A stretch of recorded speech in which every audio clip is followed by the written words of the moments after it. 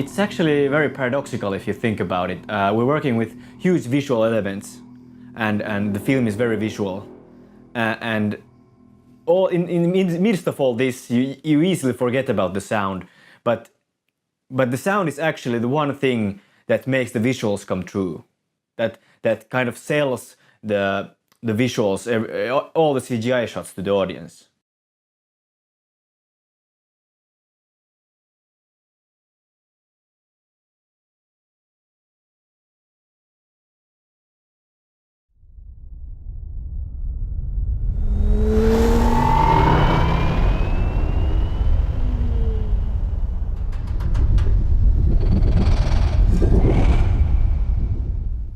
It will be a great visual film.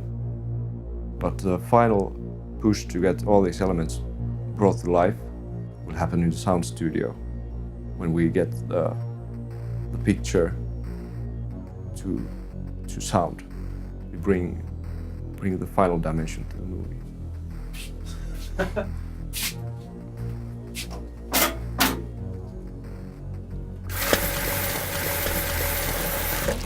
Usually in the sound of a movie, you have 4 big parts in the sound design. You have music, you have ambience and Foley work and dialogue.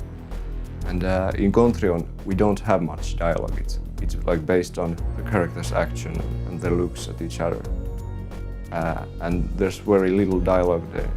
There's like a few lines in the Sarpedon language, which we don't understand. A movie without dialogue that brings the other parts of the sound design they get even more important. So we have to focus that every prop, every character have their own distinguished sound. So with the sound design we support the characters' motives and what they aim for.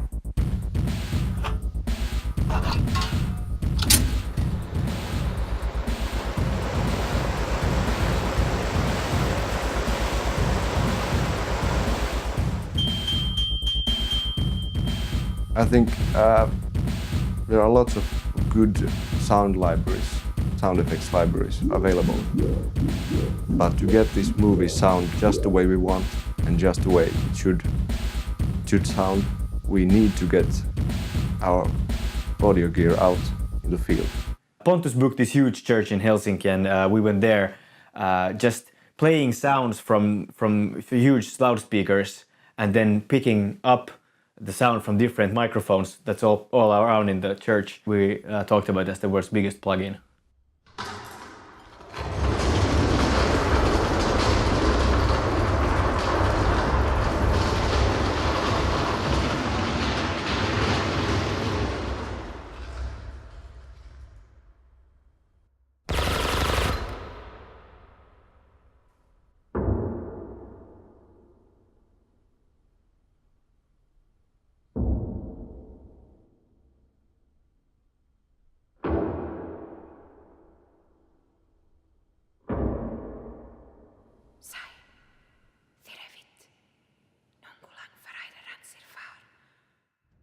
It's important to have great sound in the beginning of the film, because that's the part when we use very little music and sound design plays like solo in the beginning of the film. And that's great because the film starts with the sound, and it's a great way to start a film.